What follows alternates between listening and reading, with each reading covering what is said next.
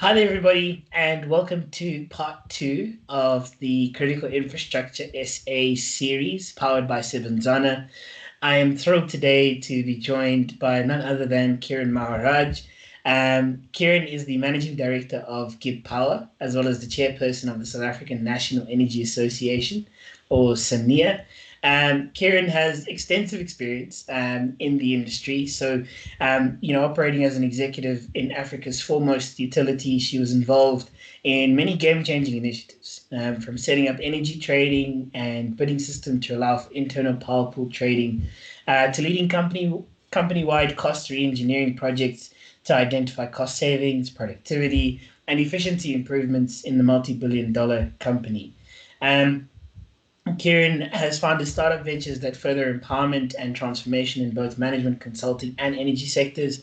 And for around 6 years, she was accountable for strategic directing, governing, and overseeing the safe and effective production of electricity from over 14,000 megawatts of coal-fired power generation. So she is a rock star, and I'm thrilled to be joined by her this morning. Kiren, thank you so much for joining us. How are you doing this morning? Good morning. Good morning to you and all your listeners. I'm doing great. Morning was off to a good start, except I just have to say I am missing the sunshine. Yeah, it's been a while, hasn't it? It's starting to feel like we live in Cape Town. It's really starting to feel Yeah. like So I I lived in Cape Town for 4 years, and I actually told Alistair this last week when we spoke that this feels eerily like May in Cape Town. This is exactly what it feels like. So it feels a bit strange, to be quite honest. haven't had the Cape Town living experience, and I'm not sure I want it. But this seems very familiar to like being in the UK. Yes, Very it's dear that. days. It's that type of vibe. You're absolutely correct. So, Kiren, just to get started, I think it'd be really great for people to sort of get to know you, as we sort of delve into this episode. But to just get started, why don't you tell us a little bit about where were you born, where did you grow up as well, and then I guess in keeping with the theme, what is your understanding of the term critical infrastructure? Okay, great. So I was born and grew up in KwaZulu-Natal in a town called Newcastle. Awesome. Everybody thinks, whenever they think about Newcastle, they always think about coal, but it's also associated with steel. So, in my days in Eskom, when I ran the primary energy division, and coal was one of my key responsibilities, I always used to say maybe it's in my veins. But I guess, it's not sustainable in the long term. So that's something that's going to have to change. But I've been in Joburg for a long time. And I think if you've lived more than half your life in a different place, you can then call yourself a Joburger instead of somebody from Newcastle. But it's still a lovely little town, and maybe not so little, but it's still a lovely town, and always go back there, and very grateful for having roots there. That's really awesome. And if I had to ask you, critical infrastructure, what's the first thing that pops into your mind if I say to you critical infrastructure, that phrase, what does it mean to you? So I want to maybe just use an example. So whenever I think critical infrastructure, I always think about getting stuck in Johannesburg traffic. And if you've had that experience, where you thought you're going to pitch up at a meeting at 9 o'clock in the morning, and then you end up there at 11 o'clock, then it starts to dawn on you, how critical infrastructure actually is. And critical infrastructure is really just what makes nations work. In a company, it's what makes companies and corporates and even small businesses work. But at a national level, it's really what enables the nation to work and to contribute to economic development, social upliftment, job creation. It really is the foundation of how you grow nations. And I think criticality doesn't only come from the fact that it embodies essential services, but it also comes from the use cases behind it, the need for efficiency, need for reliability. And it really is very important that we don't ever see critical infrastructure without seeing the broad-based integration. So, just coming back to my example of Johannesburg traffic, take out a traffic light or two on a main road, and then you understand how important the integration of the auxiliary and supporting systems for mainstream infrastructure actually becomes. So it's a very holistic, integrated approach that you have to take when you look at infrastructure in terms of, making it efficient, making it reliable, making it produce the results that it needs to, not just for investors, but for utility as well. That's an incredibly profound answer. And I think, you've actually sort of brought it home. Not just, for me, and I'm sure for a lot of listeners when you spoke about traffic, because actually, that's something which everybody experiences. And I think we're all impacted by critical infrastructure, which is exactly why it's, critical. I want us to talk about your journey a little bit before we sort of dive into, critical infrastructure, energy, and so on. So you are in a technical field, but you yourself are non-technical, right? In terms of theoretically, right? In terms of what you studied. I'm fascinated by this because I think it's uncommon, right? To sort of, to have charted the path that you have charted. But I really want to get an understanding of how you've navigated those technical rooms, and especially, I guess, rooms where people didn't look like you, people didn't talk like you, people didn't know where Newcastle was. I'm quite interested to just get to know how that sort of, how you've actually found that journey throughout. So it's interesting that my non-technical journey has led me to currently running a consulting engineering business without being an engineer. And sometimes I say it's probably the greatest gift that I have, that I'm not an engineer that works in an engineering world, because everything is about balance. And, I think that if you can focus on where you can create complementary environments rather than everybody being the same, that's kind of where I add value. But I also have to say I'm not totally clueless when it comes to technical stuff. I've spent a lot of time, when I worked on power stations and with the power stations, and I hadn't, I'm not an engineer and I hadn't been on a power station. I spent hours and hours learning about power stations and studying boiler manuals and turbine manuals and, things like that. So I think that, I've always had this mind about logical problem solving and being analytical and things like that. And I guess at 18 years old, the drivers for your career choices are not necessarily where you're going to end up. But I joined Eskom I actually worked for ISCO, what's now ArcelorMittal in Newcastle first. And in the finance department, and I couldn't understand why the finance people don't go to the plant, aren't they interested in this plant? So I organized all these visits and I started with the plant, and I remember they didn't even have safety shoes my size at the time. So I had to wear the safety shoes with very thick socks so that they don't come off my feet. Got into the plant, came back dirty, dust under your fingernails and whatever, but actually just getting a feel for what the business is. And I have to say, I joined Majuba, I was in total awe of the plant. Just, started learning. I met the power station manager one day and he asked me, why don't I come to the production meeting? And I started to go to the production meetings, and it just started to open my mind up to what this thing was all about. And this, innate curiosity I have about how things work, how you can change things, what you can do differently, and that was really peaked at the time. And I spent hours walking the plant, learning about things and whatever. And I guess, that kind of took me on a different trajectory. I've had some interesting learning experiences. When I ran Eskom's primary energy division, I had to learn about bulk road transport and, rail transport and rail systems and, coal mining and water management and things like that. So civil engineering stuff around dams and that. So, it's been an incredible learning journey. And I think that's really what has taken me in this direction. Every day there's something more to learn about how the world works. And I guess it all boils down to this, the basic underlying principles of engineering, which is about problem solving, logic, creation, making new things. And that's always what's fascinated me. My journey has been tough. as you've said, but it hasn't been. It's been incredible fun, incredible learning. It's also had some. It's really been ups and downs, but I believe very firmly that life is not a straight line because even in an ECG, if it's a straight line, you're dead. So life is a series of ups and downs, and you got to decide how you learn from them.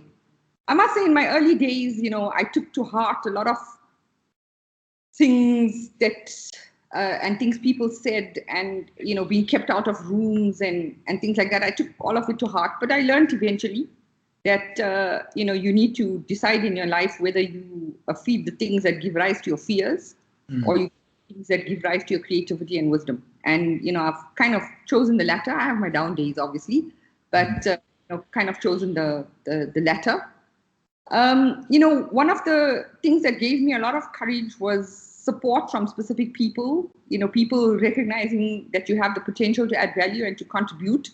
But I've always made it my personal commitment that, once I've been given a platform in which to contribute, then I contribute. There's no half measures. There's no, playing a poor game. You got to take your A game to space. And it's a trial and a test. And, it doesn't matter what color you are, what gender you are, what race you are, who you are.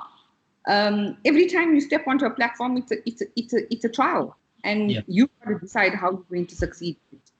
You've got to decide what you put into it. And I don't believe in doing things in half measures. You're either in the game or you're not.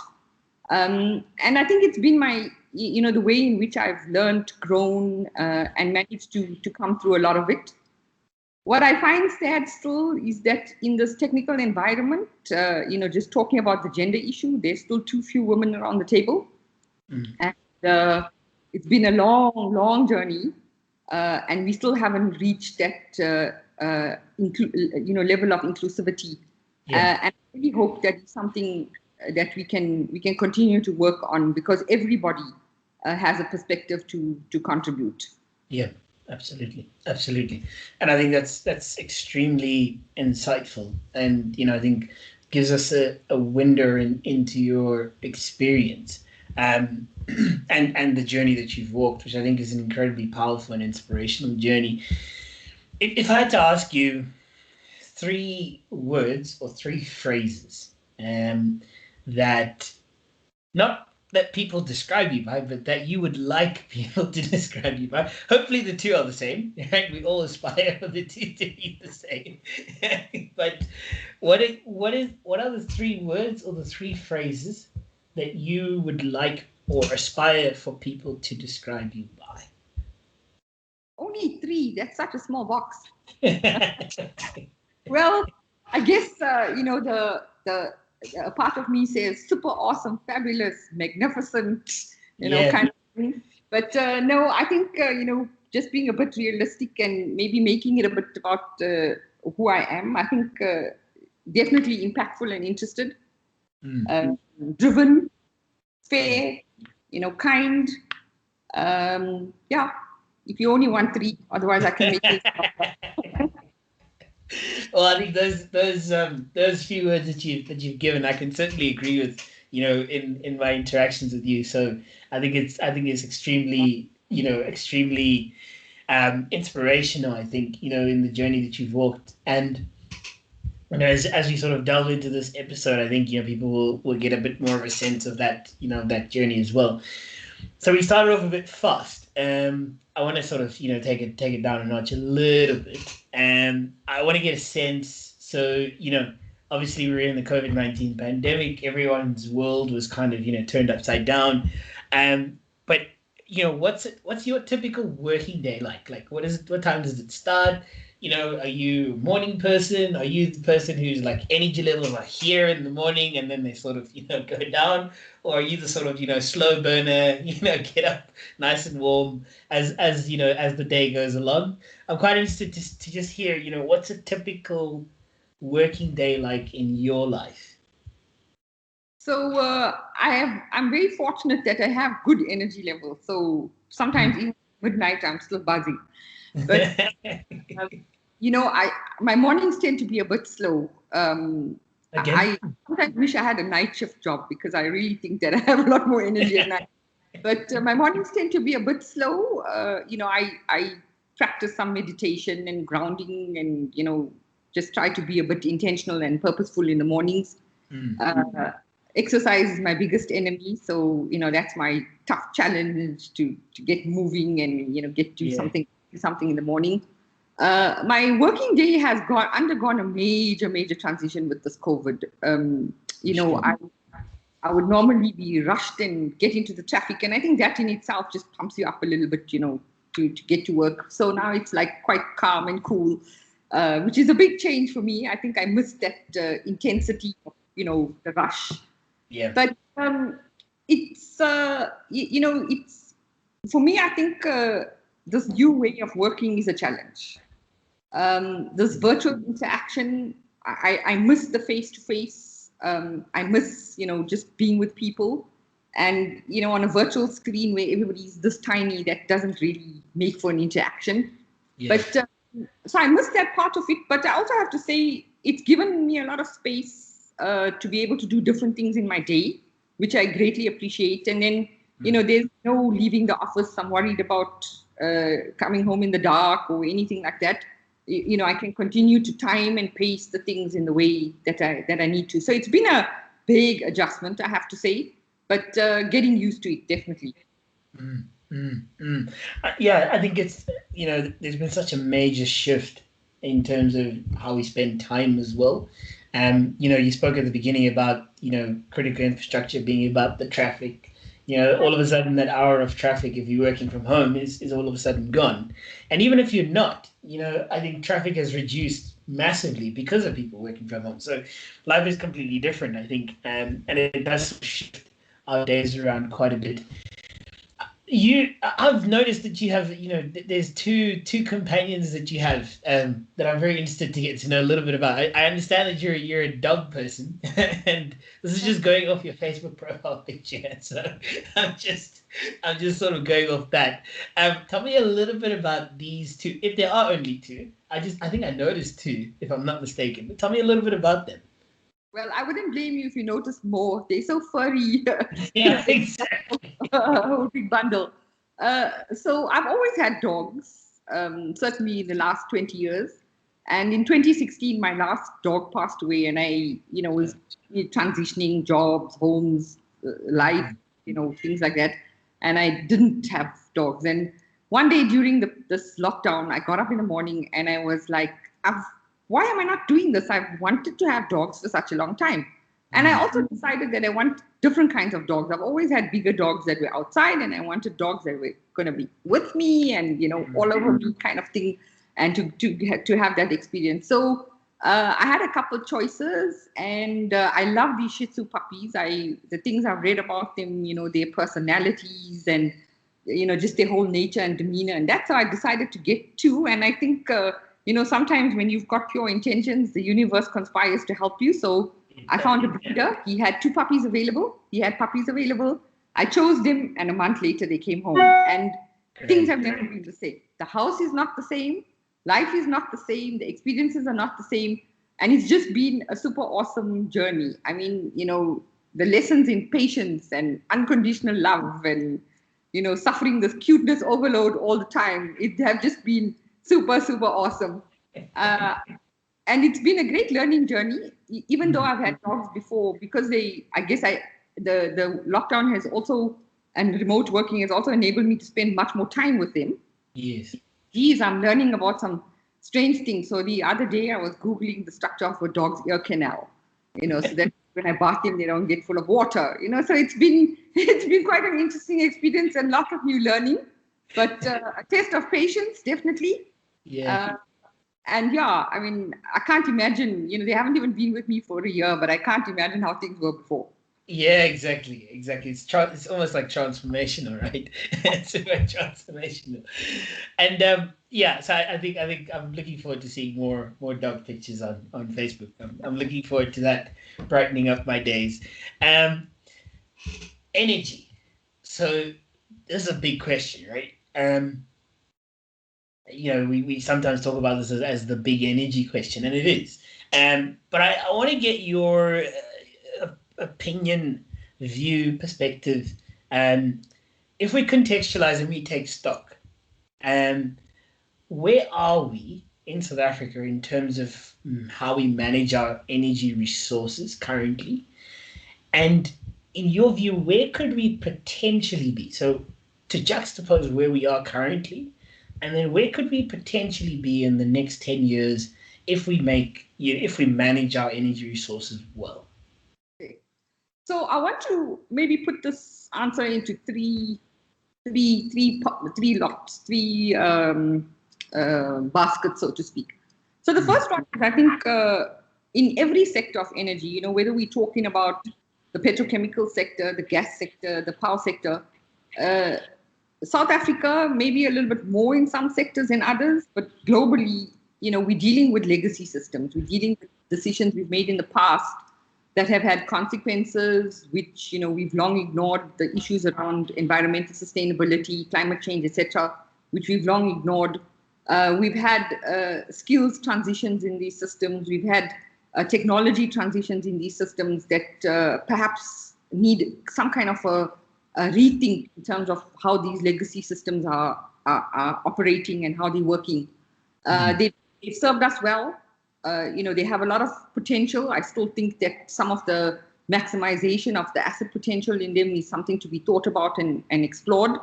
But some of it definitely has passed its use case in terms of the consequences it has, opportunities for reinvestment and whether they will be efficient and effective. The second basket is a transitionary basket, and I think that's actually where we are. So we're dealing with issues that are coming out of this legacy system that have to meet a new world. And that's one part of the transition. The other is the uptake of new technologies and new options. And I think after somewhat slow start and lots of bumps, particularly, for example, in the renewable IPP program, we're now moving into a space of great transition where we can have a lot of expectations with the change in legislation, the opening up of self-generation, off-grid generation. I think it would lead to other new things like wheeling of power and, trading arrangements and things like that. So we're in the transitionary phase, and no energy industry has remained unimpacted by the climate change imperative. So, the petrochemicals industry, the gas industry, everybody is having to think about the impact that they have on the environment. And it's not just confined to the carbon effect. I mean, I think it's issues about land, about restoration, water usage, clean water, etc. So there's lots of these impacts that we've kind of reached an apex where, as business, the imperative to manage these things has become extremely important. Yeah. I attended the virtual mining in Daba. I listened to a couple conversations, and I'm very, very encouraged by the view that the mining companies are taking around, embedding their sustainability footprint as part of actions going forward. So I think we're in a big transition phase, and every day we hear about new technologies.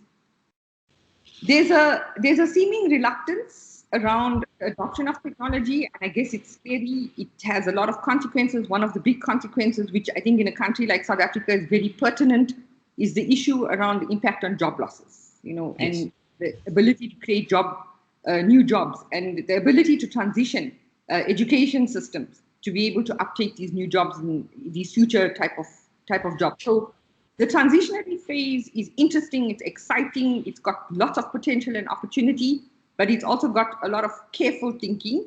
And I think if there's one lesson we must take out of the legacy systems moving into the transitionary systems or the transitionary phase, is how to manage consequences. So we could have thought about managing the imperatives for climate change the day we created these legacy systems, because we knew those impacts would happen. But we didn't do anything about it. We rode the wave. We reaped the profits and took the efficiencies out of the assets. And we now reach a point where we've got this challenge that it has become a little bit larger than life in many instances to sort out. And I think it should be a lesson going forward around consequence management and how you put systems in place to mitigate these in the longer term. And then the future basket. The future basket is an awesome place. It's undefined. we hear about hydrogen, we talk about power to X, we look at the digitization of systems, and there's just so many things, that come into this basket that are known, unknown, still being developed, and it really creates for or makes for a very interesting, innovative space in the energy sector.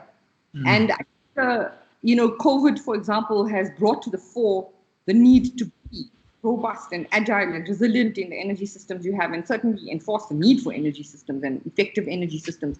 So we've got big landscape. We've really got this big landscape. And in South Africa, we've got massive amounts of opportunities. We've got Eskom with all its challenges. We can look at it as the end of the road, or we can look at it as new opportunities. Recently heard of lots of challenges in the petrochemical industry, with most of our refineries being shut down potentially up to about 2022, increased reliance on the importation of fuel. So another space for, what are the opportunities there?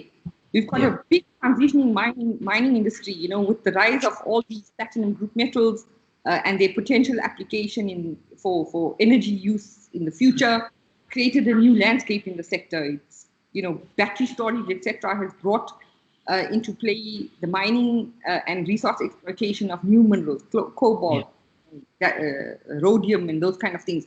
So the space is like really transitioning. We all looking forward to what will happen with the two Total gas finds, Brulpadda, Leipert. We've got Cabo Delgado oil gas finds in Mozambique. What's happening around us? And I think really the energy space is active and alive and really ripe for new thinking, innovation, problem solving, and doing things differently. Yeah, absolutely. I 100% agree with you on that. I think, I love your perspective of how you're looking at it, as it's a problem that needs solving, but it's nothing to be downtrodden about. It's actually an opportunity for us, to really sort of think quite, I think, in an innovative style. And that is something which I wanted to ask you about. We obviously do require, a rapid generation of clever and smart solutions. But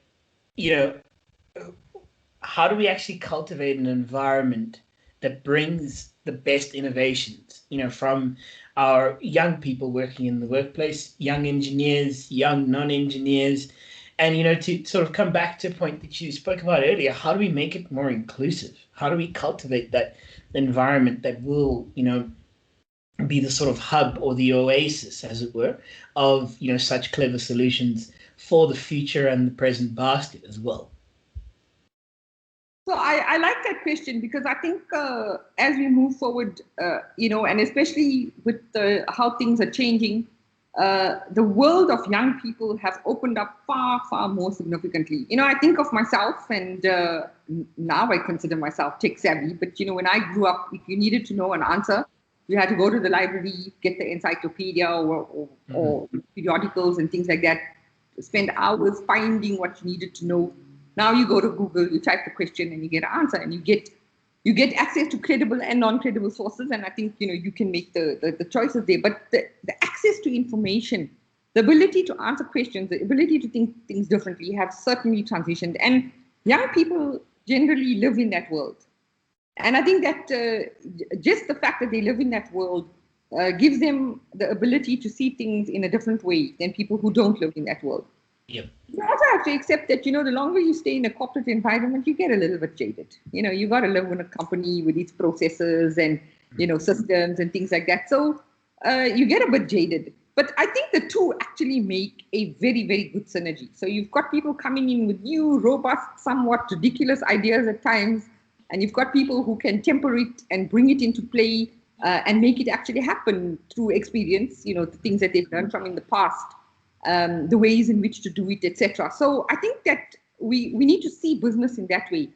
But I'm also just, I'm not saying only young people have good ideas. I think everybody has good ideas. So, but I'm just using, relevant to your question Yes. about people. I think there's this big synergy.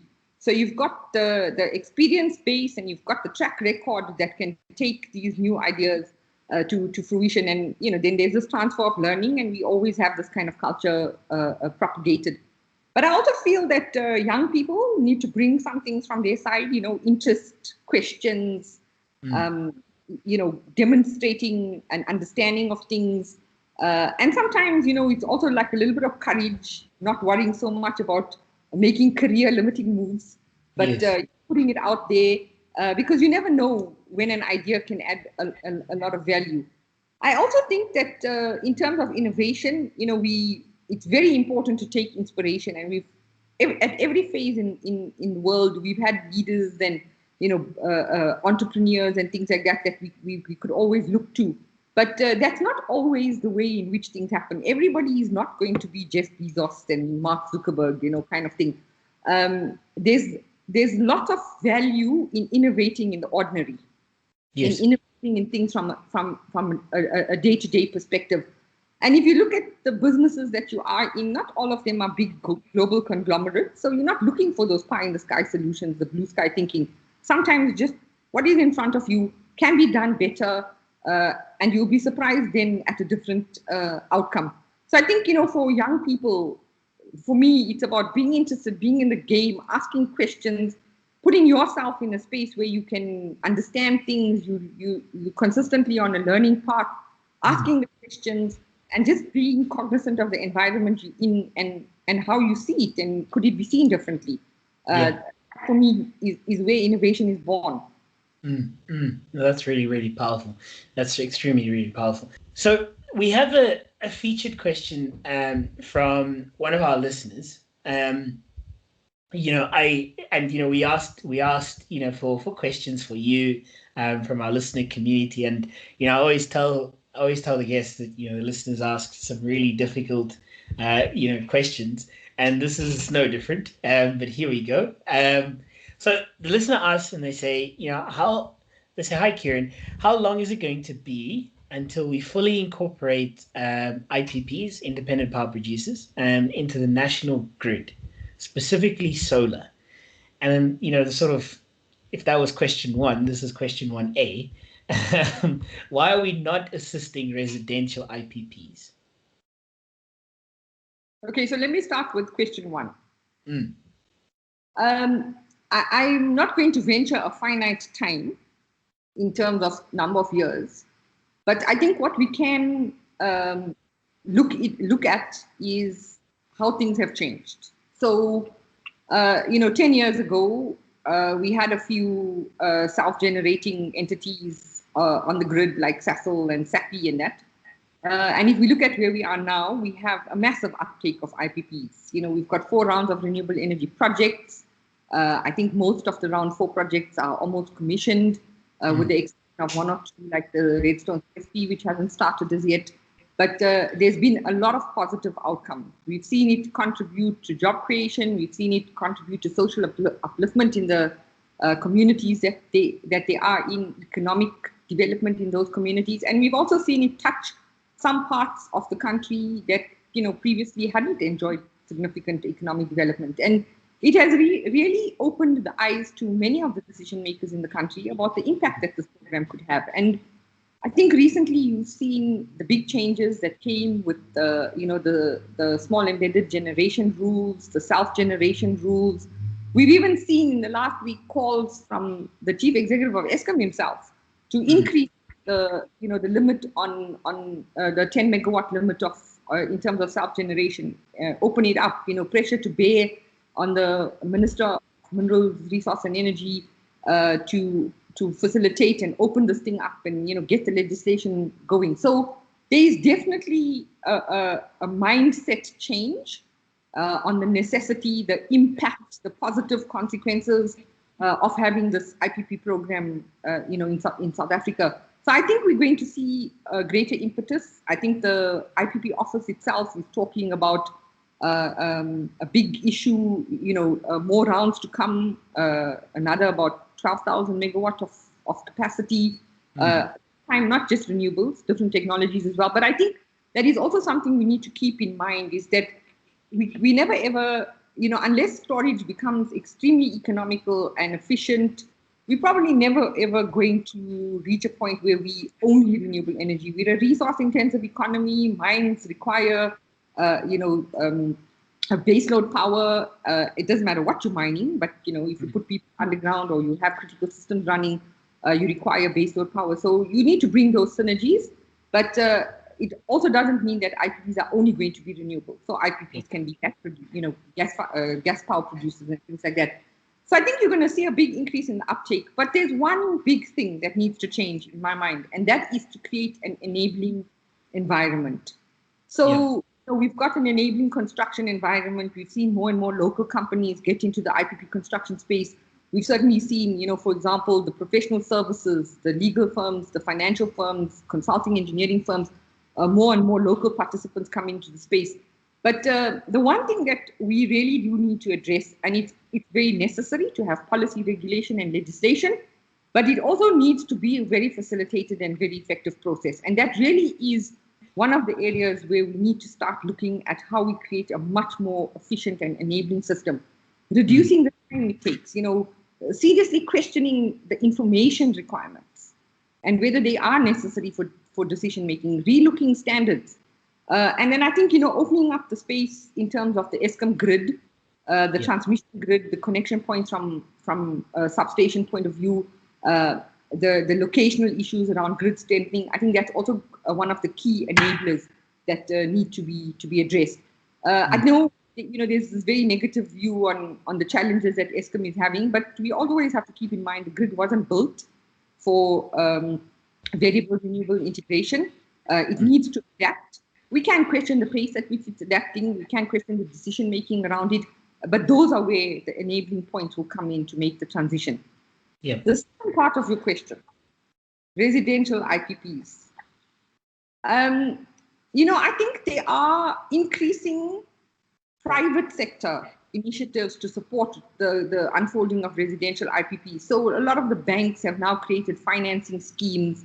There are companies which are willing to invest in a solar PV in your home on a financed basis.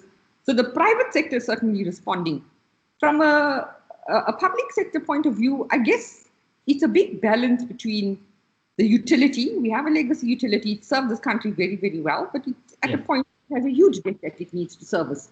And I think there needs to be this integrated view. If you kind of take everybody off the grid, what happens to Eskom? That's a big question. It's a question that lingers on everybody's mind. I think, the public sector support of residential IPPs is a bit slow. We have seen municipalities transition. We've seen the Cape Town municipality, for example, the Cape Town City Council undertake very bold and robust moves in terms of, embedding their ability to self-generate. So we've seen these very bold moves coming, which would impact residents, and that there's definitely the private sector that's responding to it. The public sector, I think, is still going to be a little bit behind in terms of fully putting their money behind it. I think that's a really insightful answer, and I think something which does warrant a lot of critical thought. And actually, as you rightly say, the issue has been brought to the forefront, based on its potential to sort of alleviate, the sort of situation that we find ourselves in at the moment. If we discuss another question that I think is, at the forefront right now, and you've already mentioned it, already as you were speaking, which is the carbon question. And it's currently obviously at the forefront, of the energy question. It's part of that question in terms of, how do we sort of go about in our future energy mix. I want to ask you, how do you think we balance the urgent need that there is for the reduction of emissions with our energy mix plan for the future? So talking about the future basket, given what we have in South Africa currently. And, what do you think are the options that we have in this regard? And how do we balance this whilst also, preserving the social compact that we have, in our industries, in our different industries, to bring about, positive community change? So the sort of complex, multidisciplinary, multi-component question: how do we sort of, handle this? And what do you think our options are going forward? So, in some, in just maybe a one-liner answer, I think with great difficulty. Yeah. Uh, Addressing this carbon question, if it was easy, it would have been done already. Uh, if it had, if it was just simply solve the carbon thing without any consequences, it would have been done already. For a country like South Africa, if you just think about not having coal-fired power generation, it impacts Eskom, it impacts the power stations themselves, it impacts the coal mining industry, it impacts towns that survive on a power station and a coal mine. It impacts the businesses in those towns. So it has far-reaching consequences. It's not such a simple answer. Yeah. That doesn't mean it's not important. I mean, it's imperative, is now very widely known, and I don't think anybody has any doubts in their mind about why we need to do it. However, it doesn't make solving the problem less complex. Yep. It does, though, and I guess everything in life can be seen as a problem or an opportunity. And it does create a lot of opportunities. So you would have seen Eskom recently, and the World Bank issued expressions of interest for companies that were interested in working with them on repowering 4 of the coal-fired power stations. Now that is excellent.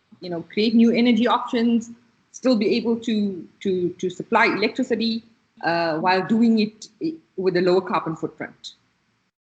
That's important. It also perhaps would create opportunities for what do you do if you repurpose in a specific way? What do you do with other systems that support a power station? So what do you do with the bulk materials handling systems on a coal-fired power station? Can it be used for something else? Is there another application for it?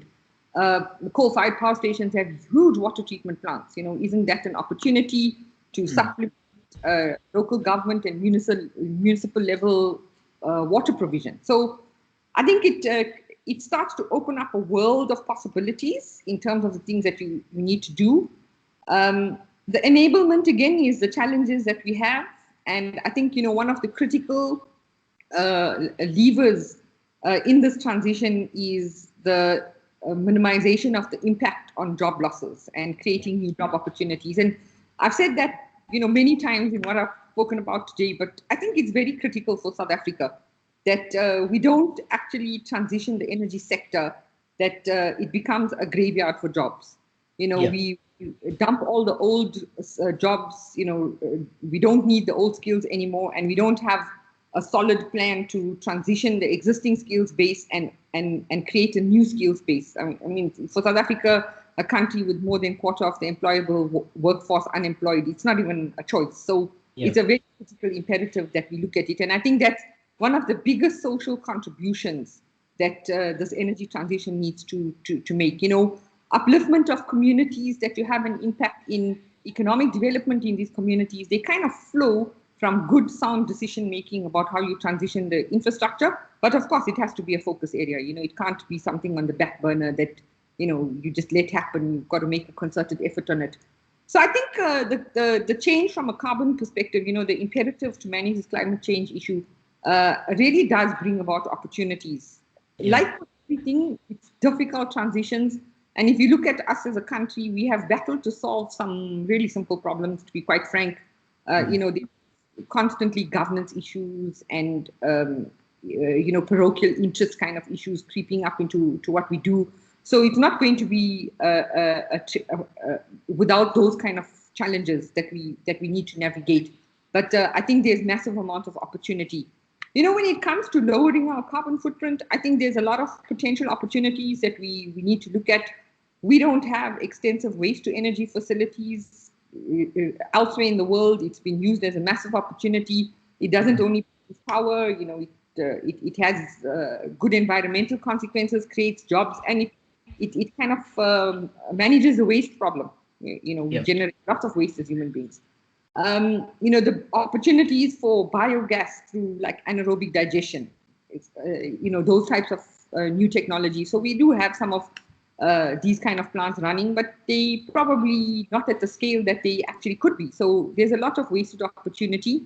Well, I wouldn't say wasted, but opportunity that could be harnessed differently and given a different impetus. I think there's also new technologies, the world of hydrogen, how it's opening up, cell technologies that are coming in, the use of methanol, ethanol, those kind of things. So I think there's lots of untapped potential. Absolutely. And the untapped potential is now all being looked at in the context of a lower carbon environment. Yeah. There's a question I've often wondered about, and I have to say I don't know the answer, and maybe I haven't spoken to enough people about it. But as a coal-intensive country, we have never really made great investments in carbon capture, storage, and sequestration technology. At the United Arab Emirates, the oil company has a commercial-scale CCUS plant that it's built, carbon capture and usage, where they take the CO2 from steel production and they use the CO2 to increase their injection for oil recovery. So closed loop chain where you've mitigated the CO2 consequences quite significantly. So you're a country that's rich in oil. This is the kind of thing you need to do to mitigate, the impact of hydrocarbon production. And you invest in this technology. And I've often wondered why, as South Africa, we really haven't looked at this extensively. Years ago, we were exploring sinks and things like that. I've seen some of the reports and that never really kept track of it. But it is a question, isn't it an option for us? Because we have coal reserves. The mining industry always talked about enough coal for 200 or 300 years.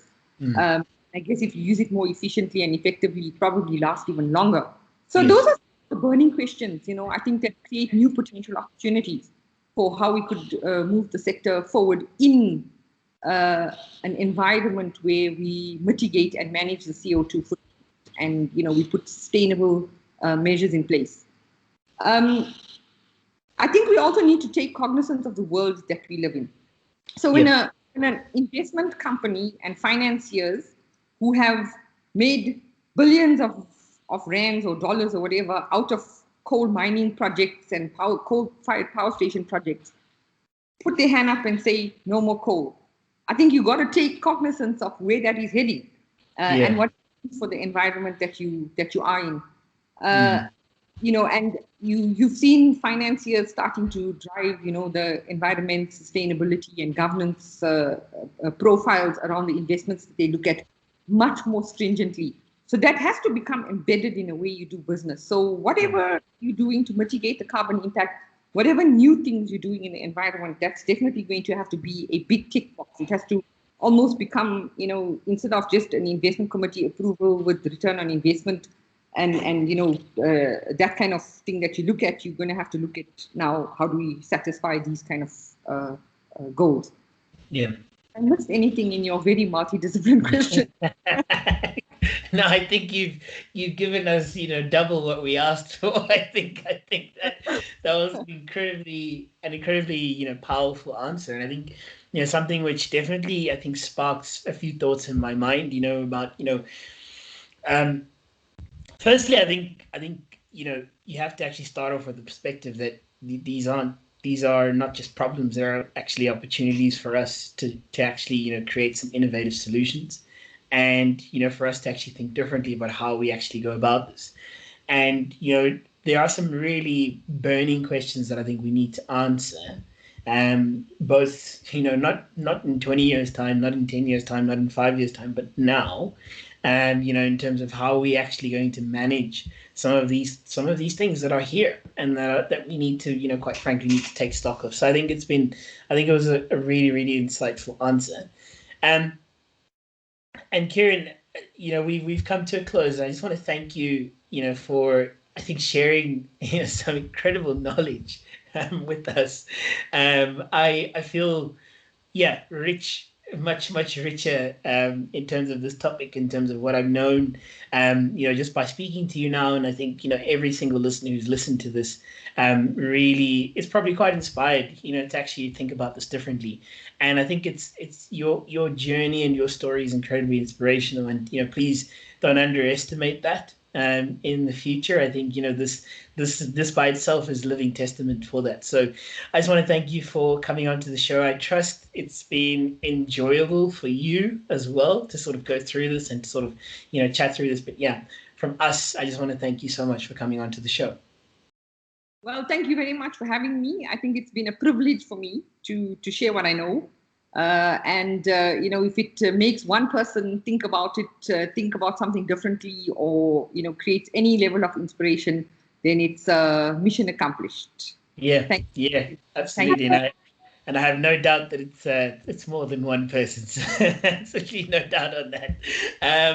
So to you, our listeners, from Kiren and myself, thank you so much once again for listening in. If you're listening via the podcast or watching this, if you're watching on YouTube, please do subscribe to whatever platform that you're engaging with this, and let us know your thoughts. Please head over to impactfulconversations.co.za and your questions as well. And submit any questions or thoughts or feedback that you have from listening to this episode as well as part of this series. But from Kiren and myself, we just want to say thank you and goodbye.